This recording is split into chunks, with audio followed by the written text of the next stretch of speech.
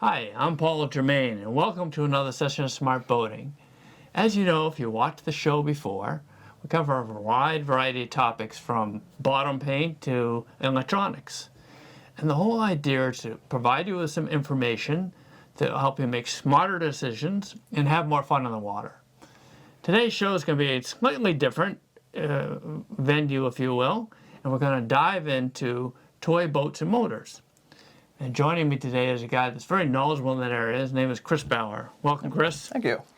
Chris, we got a cool show here today, one that many people may be unfamiliar with.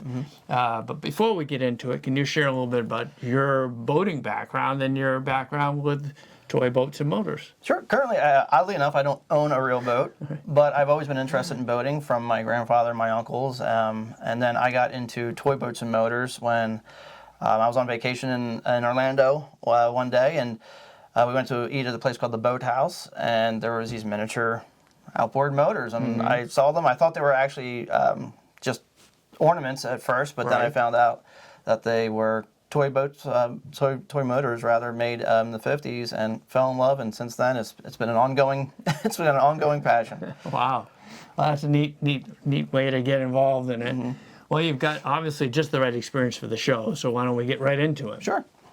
You know, I thought we've got an older model with us here. Can you share with us a little bit about the background on it? Sure. This one is from roughly around the 1920s. It's an older one. It's all steel. It's called a LePage. Very unique twin-cylinder one here. They also came in a 4-cylinder setup. Really? So the twin-cylinder on this one sit in the front. The 4-cylinder has them off to the side, so two on each side of the motor. But it's a very unique setup, very old, and actually they're not too rare. They're in comparison to other outboard motors. They're not exactly common, but they're not really rare either. But they're very sought after. Great, again, shelf presence on them. Very large boat, as you can see, and they're a fantastic piece. Wow, yeah, that is very interesting here.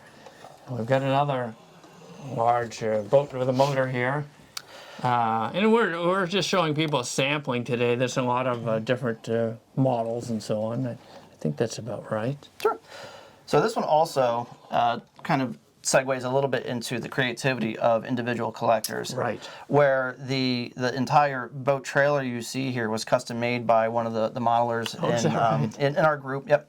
So they have a fantastic ability to model things, but the boat itself is a K&O fleet line. It's a Vagabond. Okay. And many of these would come with some of the motors that you see here. It's one of the larger... Or they're packaged. Yeah, they're packaged together. So you would have the boat in the box, and then behind the boat usually was a separate box that would house the motor that came with it. Right. So some came with a motor, some did not. This is a big motor. This is like a 60 or 65 horse back in those. Yeah, so this one is a 1958 Starflight.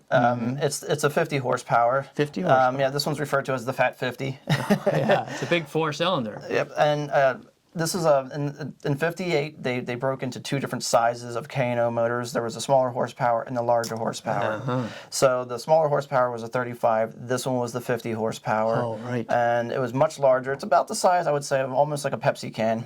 Yes. Yeah. And it has great ornamentation and is very reminiscent of its real-life counterpart. Yes. Yeah, that's a beauty.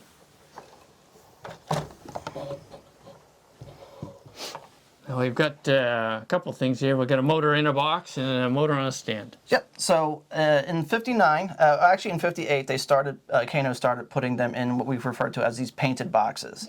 So these were only available on the small horsepower motors, but the boxes themselves are very sought after. They're very good shelf presentation for displays. You have great color. They have a really good rendition of the motor that came inside of it. This one here is actually a 1959 Evinrude Lark. Oh, yeah. So from 58, they were much more rounded cowls, and in 59 they went to the more squared off cowl, and again they were starting to be presented, the small horsepower ones, with these painted boxes. I really want to showcase the box because that's become a really high collecting commodity lately in the entire community. Really? Yeah. I used to have a motor similar to that. Yeah, where do you pick up these? Like eBay or I don't all know. over. That's one of the larger questions I get all the time is, where do you find these? Yeah. I belong to a group on Facebook called Collecting Toy Outboards and Boats. It's a great source for locating these motors. There's not really a one-stop shop for these. Right. It's a lot of online auctions, eBay, other collectors. A lot of collectors do a lot of inter-community trading and selling of these motors, and also a lot of parts for them. So it's a good source. Yeah. What do we got here? So here we have on this side here is the 1959 Scott Atwater. Yes. It does have replaced wires. The wires on this would usually be a lot thinner and a little shorter. But this is the 1959 Scott Atwater 25. It's a very sought after little K&O. It does have it's a sibling that just has a light blue top to it, which I believe is the 58 version of that. Yeah. And that one's very rare, very highly sought after. The blue one would go easily up around $1,000 for the motor. Okay. Yeah. Where this one here is probably sitting around with the box and things like that, you're probably sitting around $400 or $500 for that one. It's still a very sought after motor, not quite as sought after as its sibling. This one here is referred to as a super. So in the toy outboard world, you'll see a lot of recurring names. One of them being Speed, one of them being Super, and they'll be on different motors, different brands. These were non-K&O, so they couldn't use the Mercury name. Right. They weren't licensed. They weren't licensed for it, but you'll notice here that it says Super instead of Mercury on it. So it's a good way around that. Right. I love this guy here. This looks like a Lark. Yep, so this is another Lark. This one is a little later in production. These were around 1961 and 62. Ever going forward with their cost savings in manufacturing for these. In the 60s, the demand for these started dropping off, so they went cheaper and cheaper. So this is kind of one of the first ones.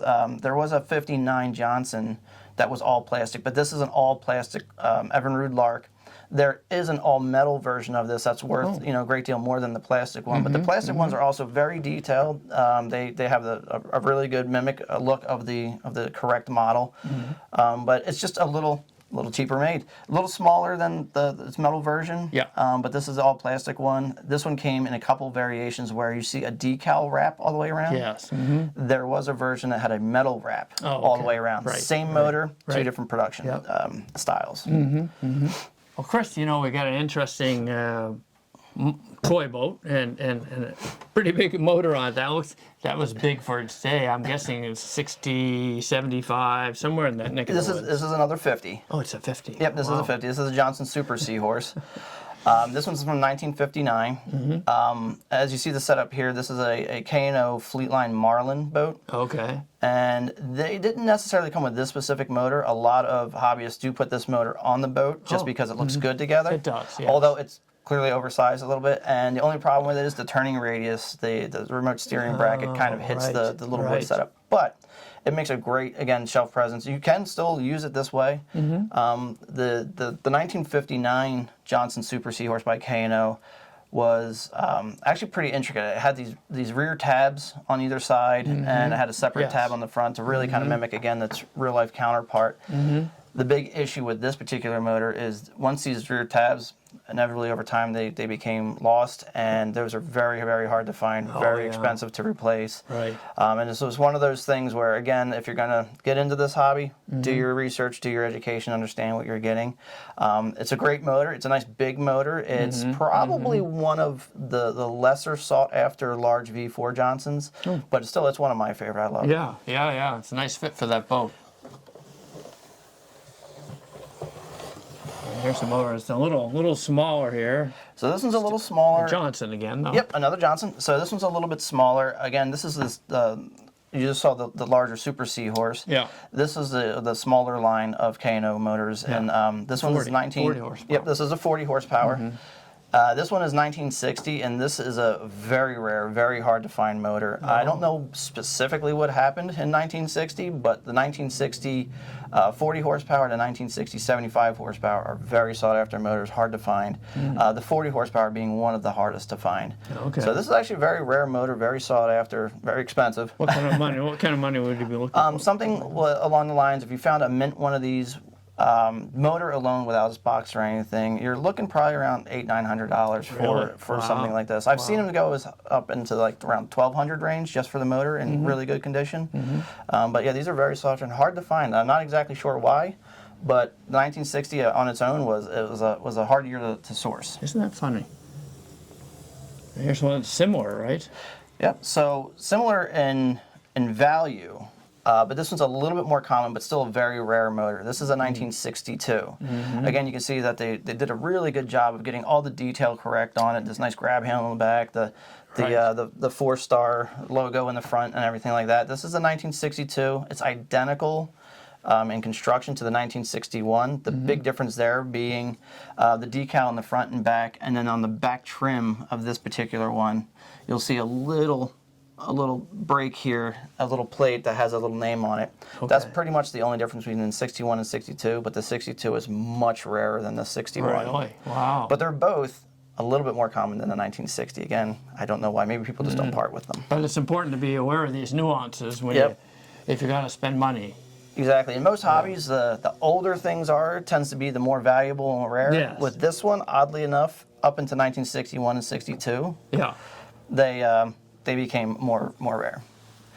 Yeah, so if we try to get a good shot of that. Oh. How about this now? We've got the cowl kind of half open here. Yep, so this isn't the way it would come. The cowl's a little bit opened up here to help show that this would come apart on this particular one. Oh, yeah. And you could reveal a very detailed, beautiful inner motor for this one. Yes. So these were offered by Alterscale. Alterscale is a much newer company. They were, I believe, founded in 1997 and ran till 2000, 2001, somewhere in there. And these were strictly models. These were just desk sitters. They didn't actually run, or they weren't made to run on model boats. Although some people have modified them to run on model boats and even made them compatible with RC. Oh. There is a little button down here at the bottom on the base, a little square button. You would push that button and the motor would run. Oh, it would. Oh, yeah, so this is the Mark 75. It's very detailed, as you can see. It even has a little pull-start cord you can pull out. Yeah. Wow, that's neat to see that detail. These are incredibly detailed, very sought after for their detail. And speaking of rarity, a lot of people don't understand, even because they're newer manufacturing dates, that a lot of Alterscales are vastly more rare than a lot of the old K&Os and Landcrafts. Right. Just because they were made in so few quantity. Yeah. How about this one here? This looks like a Mercury here. Yep, so this is another variation. This is the H that's got the short shaft on the bottom. But it does have that same highly detailed motor underneath of the cowl. Oh, it does. The same pull start in the front. But this is how you would kind of receive them in their packaging. Well, with the closed cowl and everything. So then, this one still has you can open it up and dig in there. I wanted to show a version of it open so you can see the detail in the motor. This again has that same detail. The same little button at the bottom to work the motor. So again, as you're sitting at your desk dreaming of being out on the water, you could play with your Alterscale motor. Right, true to its roots, it's got a two-blade prop on here, which Mercury used to like a lot for the speed. Yep, yeah, the Alterscale did a fantastic job of really making sure that they nailed every detail to the real life counterpart for their motors. Yeah. Well, Chris, as larger size engines evolved, so did the models that followed them. And you've got an example here of what seems to be a pretty current looking engine. Yes, this is also in the Alterscale modeling line. They did the earlier Mercuries, and then they did some later Johnson and Evinrude motors. This one here is the Evinrude XP300. It's a V8 motor. Okay. These particular Evinrudes came in two variations. So you had the correct rotation version and then the counter rotation version. And the counter rotation actually has the correct prop and it spins counter rotational. So with this one, these ones here, the Johnsons and the Evinrudes, they came with a power head either installed in them, or you could buy an aftermarket power head installed. Not all motors came with the power head pre-installed, so you could buy the power head and install them underneath the cowl if you so choose. Interesting. Yeah. About what year is this representing? Do you know? These were made. 80s maybe. No, these were made. I believe maybe mid '90s. Mid-90s. For these, somewhere in there. All right. I'm not exactly sure of the year that they went for with these. Right, They did carry through the same design in a couple of years. Mm-hmm. This one here is it has the same look with two little. It has the counter rotational prop. And on the front, there's a decal that has counter rotation. That's pretty much the only visuals that you can tell that these are two different motors. The XP300 Evinrude, the correct rotation one, was probably their highest volume production that they ever did, with around 2,300, I believe, made. Where the counter rotation, I'm not sure why they did so much less, but they did only about 1,000 of those. Where some of their other motors, they did as low as, I think, a production of like 50 or 85 on some of their other motors. So Alter scales are pretty rare. What kind of money are you looking at for something like this? These Evinrude XP300s are about the most common ones that you can find. The counter rotational, again, being a little rarer than The correct the rotation. correct rotation. That one, I think you can still buy pretty much new in box for around $120 somewhere in there. Short money, relatively. Yeah, relative to a lot of the other ones. Yeah. But also some of the earlier Mercs, especially for Alter scale, they can go as high as $1,000 or more. They're very rare. Wow. Well, Chris, the toy boats and motors, they came with a variety of names. They were licensed or just creatively named. Yes. This particular engine we're looking at right now, this motor, is a Mermaid, right? It's a Mermaid, yes. Yeah. So Mermaid was another line of motors. There were several in the line.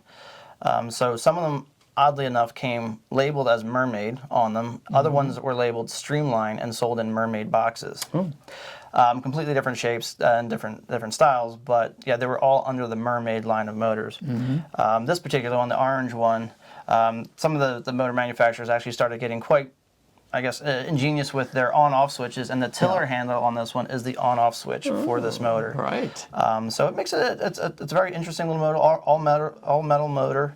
And it has a nice metal badge to it, so it has really good shelf presence. It looks good, and it's just a nice looking little motor. Yeah, that's an interesting little guy. There's another one about the same size, same sort of packaging here, if you will. Yep. So this one is a little larger. This is the blue version. This blue version came with the metal badge that you see on the side of the cowl, and it also came with a decal on the side of the cowl. Wow. Personally, as far as eye appeal, I like the metal badge one much more, but the simple decaled one is very rare and worth probably about 3 or 4 times what this one would be worth. What kind of money are we talking about? So for the decaled version one is probably going to be around 300 or so, where this one here is usually the mid 100s. With this box, though, this is a very nice box. This is a branded box as well. You might be a little higher, maybe around 175, 200 total for this. Okay. Where if you had the decal version one, which again has less eye appeal but much more rare, you could be around 350, maybe even high as 475. Some people really love these things. Wow. Wow. Yeah. And when you're looking to complete a collection, usually that rare motor that completes your collection, you're usually willing to go a little bit more than you normally would. Yes. This is an interesting. Thunderbolt, it says here on the boat. So this boat is a K&O Fleet line. It would not have come originally with a Water Sprite motor on it. Now the Water Sprite was another one of those in the line of Mercury look-alike with inventive naming. Right. So this one was called a Water Sprite, as you can see here.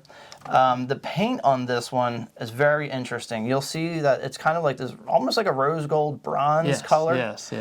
I'm not sure what they did or did not do with the paint at the time, but you'll also see these sometimes with a silver top. It's not painted differently. It's just if it was in the light too long, the paint faded to completely silver. So you'll see Water Sprites that are silver and some like this that are bronze. The bronze is correct. It's just that if it's left in the light too long, it silvers out. But it's a very nice motor. It's one of my favorite. I think it's very detailed. It's a good little shorter motor too, so it really looks proper on a lot of the boats. Yes. Where the Thunderbolt originally would have came with a K&O Hurricane motor. Okay. And we've got the box for this particular motor here, right? So this one along the lines of with the painted, if you will, K&O boxes. Again, this is to get that kid to come across the aisle past another boat. So they started getting really decorative with a lot of their boxes in the late 50s and doing some just great artwork on them. Again, giving a good shelf appeal. You want to get the people to come across the store to grab your motor, so that was a good way to do it. Absolutely. We got a little guy here. So again, with the different brands going through same manufacturers, like Right. we just saw with the Water Sprite, Right. this is the identical motor with different branding and different paint, essentially. Again, it has that Mercury look-alike. This one's from Aristocraft, as you can see.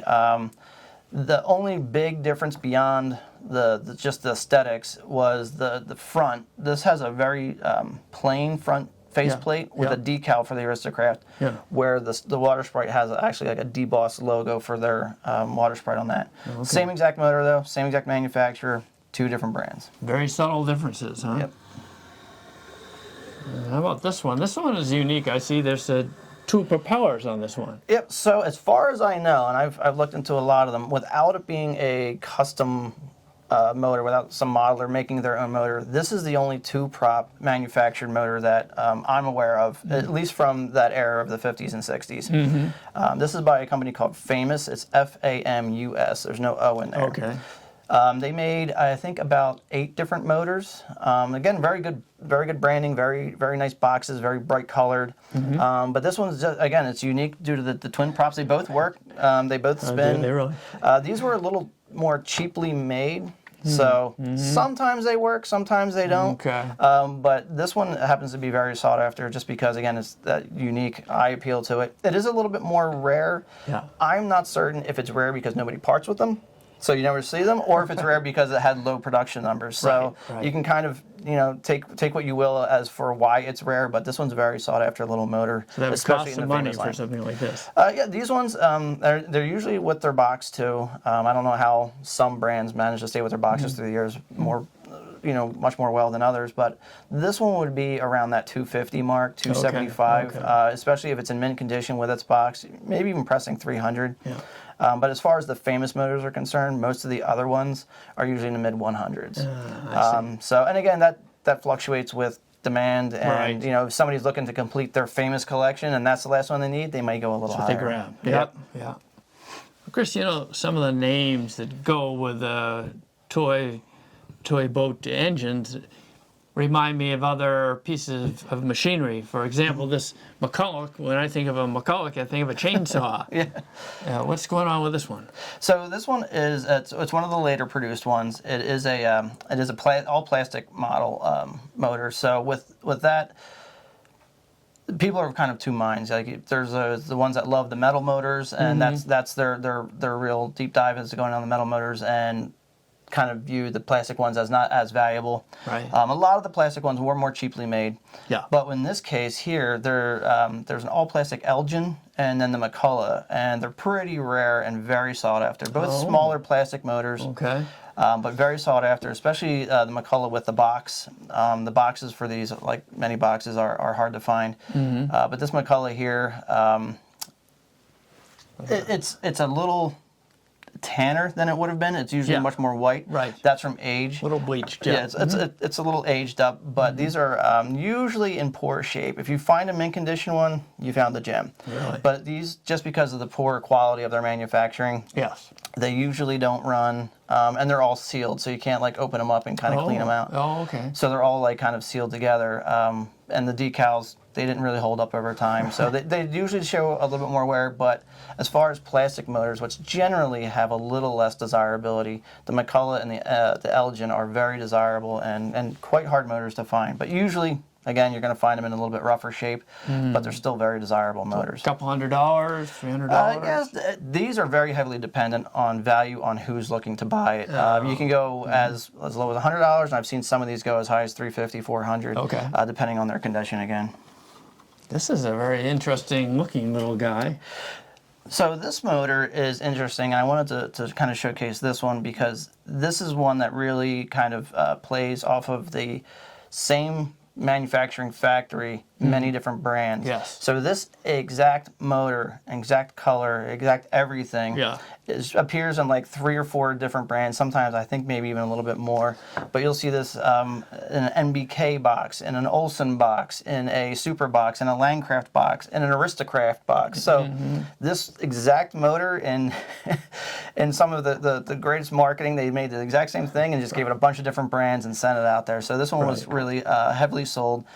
It's Minor. I would say it's on the lower end of desirability, just because again it doesn't have a ton of eye appeal, but it does make a really nice addition to a lot of boats. And they're oddly enough, they're pretty well made, and they usually run pretty well. Oh, is that right? Yeah, it looks like a 3-horse or a 4-horse or a smaller engine model. They're almost always unbranded too. I've never seen them with like any kind of with any kind of a brand name on them. Yeah. This one runs along the same lines as the red one we just saw, where they use the same exact configuration and model, but then they did do, at least with this is a larger one. Yeah. So you'll see this one has the Triumph branding on it. Triumph. Yeah. So I'm Just not like sure. The motorcycle. Yeah. So I'm not sure if this was exactly English made or what market this was for.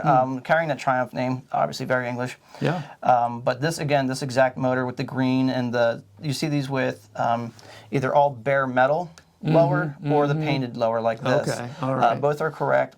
Same exact motor, same exact manufacturing. Sometimes they have a single transom screw here, and sometimes a double like this one. Okay. But it's the same exact motor, and then again they just rebranded it in different boxes and sold the same motor under different brands, except for the one difference here is this is the Triumph one. And there's also a red Triumph one. Okay. So this one, unfortunately, the Triumph name is usually rubbed away. I don't know if it's a different kind of paint. Yeah. But to have the actual red Triumph on there is actually kind of rare. What kind of money for that? This one doesn't carry that much. These are usually around 150 to 200 for a really nice condition Triumph. How about this? We've got a pair of things here. So this one here, again, going back to where you're going to see that name Super coming out a lot. So again, a lot of motors carried either a Speed name or a Super name. This was a Super outboard motor. These were primarily from the Landcraft line. So again, this motor here that you see here with the red cowl and the white bottom, you'll see same exact motor, same exact manufacturer, but carried through different brands. So again, that one will be an Aristocraft, it will be an NBK, it will be an Olson, or even a Lafayette motor.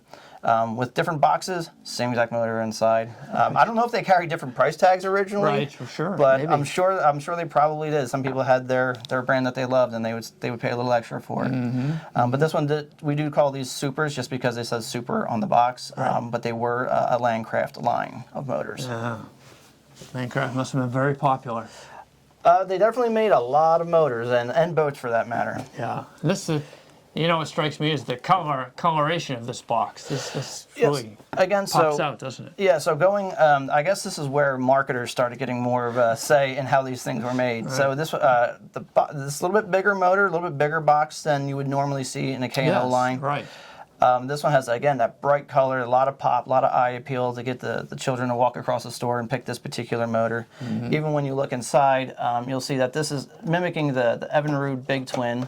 I'm assuming the 1955 Evinrude Big Twin, but it carries some fanciful coloring. It's not true to the Evinrude line.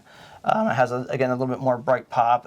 It's a little bit more playful in its stylization. Yes. But again, I think this is where they started really going after, their key demographic, which was children playing with these. Yeah. This is a mainly plastic motor. It does have some metal pieces here and there.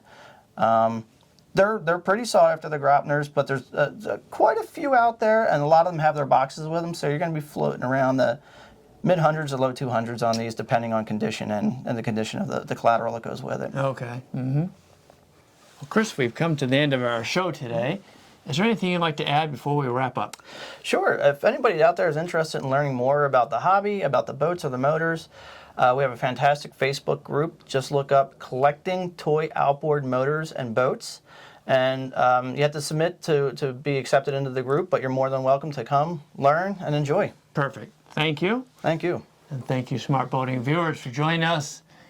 Contact us at www.smartboatingus.com if you have comments or questions. Thank you.